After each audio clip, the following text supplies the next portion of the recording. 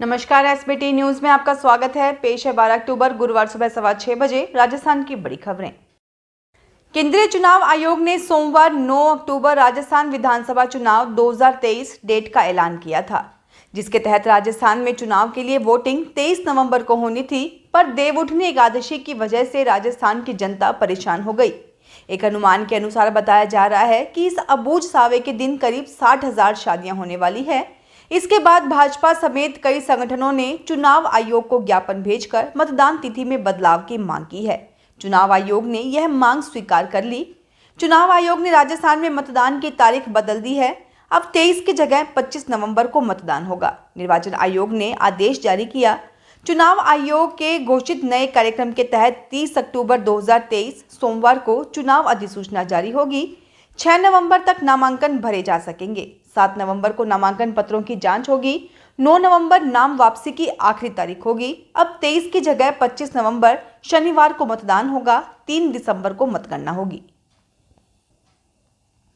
राजस्थान में 25 नवंबर को मतदान है। उससे पहले भाजपा की पहली सूची ने सियासी बवाल मचा दिया है। भाजपा ने जहां कई सांसदों को विधायकी लड़ने के लिए चुनावी मैदान में उतार दिया है, तो कईयों के टिकट काट कर चौंका दिया है। इसमें सबसे बड़ा नाम भाजपा के संस्थापक सदस्य रहे भैरों सिंह शेखावत के दामाद नरपत सिंह राजवी का है। बढ़ते बवाल के बीच अब भाजपा डैमेज कंट्रोल में जुट गई है। भाजपा प्रदेश प्रभारी अरुण सिंह नरपत सिंह के जयपुर आवास पहुंचे और उन्होंने राजवी को मनाने की कोशिश की। दरअसल विद्याधर नगर विधानसभा सीट से नरपत सिंह राजवी का टिकट काटकर सांसद दिया कुमारी को चुनावी मैदान में उतारा गया है। लिहाजा ऐसे में नरपत सिंह राजवी बेहद नाराज बताए जा रहे हैं। उनके कई बयान सोशल मीडिया से लेकर अखबारों की सुर्खियों तक बने। इसके बाद भाजपा के वरिष्ठ नेता अरुण सिंह को खुद मोर्चा संभालना पड़ा और वह राजवी के घर डैमेज कंट्रोल करने पहुंचे। दोनों नेताओं के बीच बंद कमरे में हुई बातचीत के बाद राजवी की ओर से एक स्पष्टीकरण जारी किया गया, जिसमें कहा गया कि राजवी ने किसी भी समाचार पत्र या न्यूज चैनल को कोई वक्तव्य नहीं दिया है। 23 अक्टूबर को भैरों सिंह शेखावत के जन्म शताब्दी दिवस को सफल बनाने के लिए वह बैठकों में जुटे हुए हैं। रिलायंस इंडस्ट्रीज के चेयरमैन मुकेश अंबानी और रिलायंस फाउंडेशन की संस्थापक नीता अंबानी ने मंगलवार शाम को इंटरनेशनल ओलंपिक कमेटी के अध्यक्ष थॉमस बाच के अपने निवास पर मेजबानी की। नीता अंबानी ने बाच का पारंपरिक भारतीय तरीके से स्वागत किया। थॉमस बाच मुंबई में 15 से 17 अक्टूबर के बीच होने वाले आईओसी के 141वें सत्र में शामिल होने के लिए भारत आए हैं। दरअसल मुंबई में 15 से 17 अक्टूबर तक अंतर्राष्ट्रीय ओलंपिक समिति के 141वें सत्र की मेजबानी की जाएगी, जिसे एक बड़ी कामयाबी के तौर पर देखा जा रहा है। आईओसी सत्र 40 वर्षों के अंतराल के बाद भारत में लौट रहा है। इससे पहले साल 1983 में ओआईसी के 86वें संस्करण की मेजबानी दिल्ली में भारत ने की थी। रोहतक में बाबा मस्तनाथ मठ में धार्मिक कार्यक्रम में पहुंचे केंद्रीय गृह मंत्री अमित शाह ने अलवर से भाजपा सांसद और मठ प्रमुख महंत बालकनाथ को विधायक बनाने की बात कही। शाह ने कहा कि महंत बालकनाथ अभी तक सांसद थे, अब विधायक बनने जा रहे हैं। पंडाल में मौजूद संतों ने बालकनाथ को राजस्थान का सीएम बनाने की मांग उठाई। शाह ने कहा कि कोरोना काल में सभी सामाजिक संगठनों से सहयोग मांगा था। इसमें महंत बालकनाथ ने भी पूरा सहयोग किया। साथ ही मठ के महंत रहे चांदनाथ योगी के संपर्क में वे उनके जीवन के अंतिम समय में आए थे।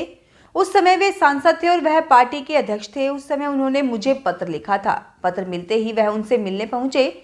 जब उनसे मिले तो उन्होंने एक स्लेट पर कई ऐसी असंभव बातें लिखी थी जो आज पूरी हो चुकी हैं।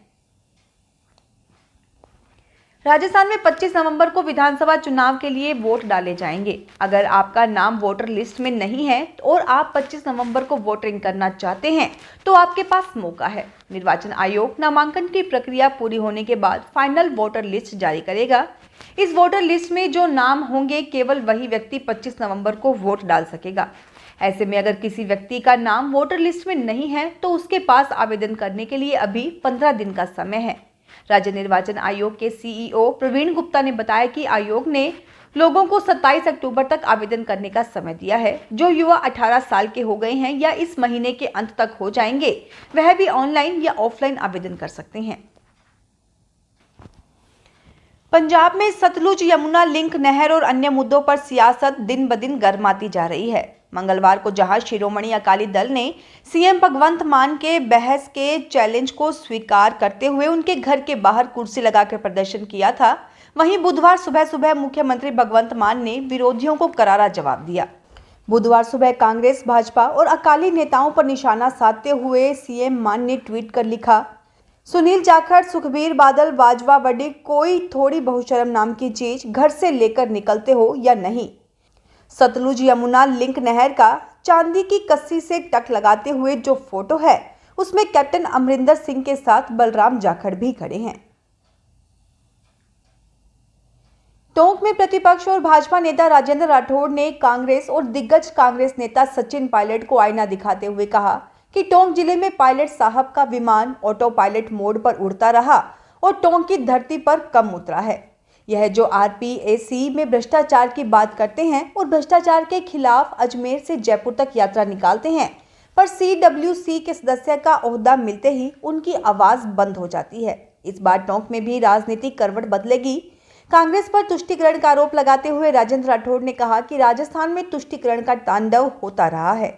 सूबे में पीएफआई के स्टूडेंट विंग को अनुमति मिलती है, पर जब कोई धार्मिक कार्यक्रम आता है तो डीजे पर पाबंदी और धारा 144 लगा दी जाती है। राजस्थान में चुनाव लड़ने से 46 नेताओं को अयोग्य घोषित कर दिया गया है। इसके लिए भारत निर्वाचन आयोग ने बकायदा सूची जारी की है।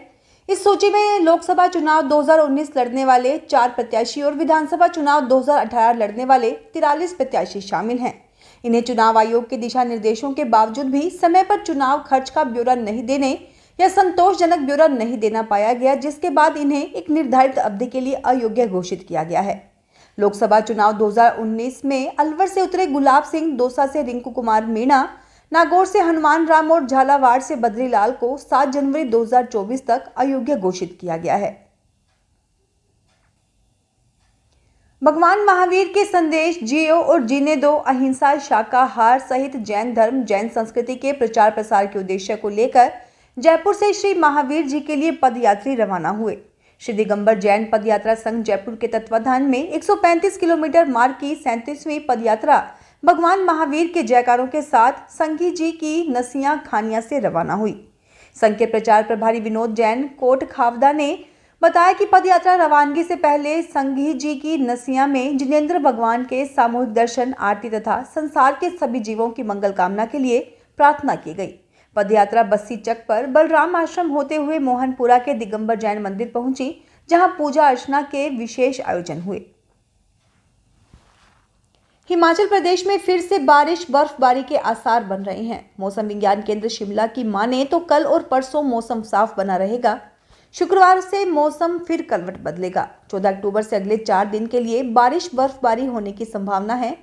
15 और 16 अक्टूबर को अधिकतर ऊंचे क्षेत्रों में बर्फबारी का पूर्वानुमान है। इस दौरान अन्य क्षेत्रों में तेज बारिश हो सकती है। इसे देखते हुए मौसम विभाग ने येलो अलर्ट जारी किया है। बारिश बर्फबारी के बाद पहाड़ों पर ठंड में इजाफा होगा। दिल्ली के मुख्यमंत्री अरविंद केजरीवाल ने बुधवार को कहा कि नरेंद्र मोदी आम आदमी पार्टी को खत्म करना चाहते हैं। हमारे विधायकों और नेताओं के खिलाफ झूठे केस दर्ज किए जा रहे हैं। अब तक हमारे खिलाफ 170 केस दर्ज किए गए हैं। 140 फैसले हमारे पक्ष में आए, 1 पैसे का घोटाला नहीं मिला। केजरीवाल ने कहा कि आप नेताओं के खिलाफ फर्जी मामला चल रहा है। 2 साल से हमारे सीनियर नेताओं को लगातार गिरफ्तार किया जा रहा है। मनीष सिसोदिया के खिलाफ ईडी के पास कोई सबूत नहीं है। उन्होंने संजय सिंह को गिरफ्तार किया और अमानतुल्ला खान के घर पर छापेमारी की। 1 पैसे का घोटाला नहीं निकला। भ्रष्ट नेता भाजपा में शामिल हो रहे हैं। पुष्कर में इजरायली पर्यटकों के धर्मस्थल बेद खबाद की सुरक्षा बढ़ा दी गई है। इस धर्मस्थल पर यहूदी धर्म से जुड़े इजरायली पर्यटक रोजाना प्रार्थना करने के लिए सुबह शाम आते हैं। समय समय पर यहाँ पर इजराइल धर्म के अनुसार खानुका, पूरम, शबात पर्व भी मनाए जाते हैं। हमास और इजराइल के बीच चल रहे युद्ध के बीच पुष्कर में रह रहे इजरायली पर्यटकों की सुरक्षा के लिए पुलिस एवं मेड़वाड़ भील क्रॉप्स के जवान विशेष नजर रखे हुए हैं। पुलिस की ओर से धर्मस्थल पर एक दीवान, 4 कांस्टेबल के सशस्त्र पहरा लगा दिया गया है। अजमेर नवरात्रा स्थापना 15 अक्टूबर से होंगे। शहर के विभिन्न मंदिरों में इसको लेकर तैयारियां शुरू हो चुकी हैं। वहीं कचहरी रोड बंगाली धर्मशाला में बंगाली समाज की ओर से 19 तारीख को मूर्ति स्थापना के साथ 20 तारीख से माता की आरती के साथ ही बंगाली समाज की पूजा शुरू हो जाएगी। वहीं 24 अक्टूबर को मूर्ति विसर्जन होगा। राजस्थान में आचार संहिता लगने के साथ ही चुनावी पोस्टर एवं बैनर हटाने की कवायद प्रशासन की ओर से शुरू की गई है, लेकिन सरकारी स्कूल के बच्चों को इस काम में झोंकने से न केवल पढ़ाई चौपट हो रही है बल्कि उनके हितों से भी खिलवाड़ हो रहा है। हालात तो ये रहे कि चिलचिलाती धूप में डिजिटल पोस्टर को बच्चे कुरेदते रहे। मीडिया रिपोर्ट के अनुसार अजमेर के वैशाली नगर स्थित राजकीय महात्मा गांधी अंग्रेजी मीडियम उच्च माध्यमिक स्कूल की दीवार पर चस्पा डिजिटल पोस्टर मंगलवार को बच्चे कुरेदते हुए मिले। डूंगरपुर भ्रष्टाचार निरोधक दल की स्पेशल यूनिट टीम उदयपुर ने बुधवार को सर्किट हाउस स्थित डाक बंगले में जिला परिषद के अधिशासी अभियंता अजय भार्गव को 45,000 रुपए की रिश्वत लेते रंगे हाथों गिरफ्तार किया। अधिशासी अभियंता ने यह रिश्वत मनरेगा के कार्य मंजूरी के नाम पर ली थी। अधिशासी अभियंता को डाक बंगले में ही परिवादी के वाहन में रिश्वत की राशि लेते एसीबी की टीम ने दबोचा। एसीबी ने मामले में अग्रिम जांच शुरू कर दी है। फिलहाल इस बुलेटिन में इतना ही। फिर हाजिर होंगे और बड़ी खबरों के साथ।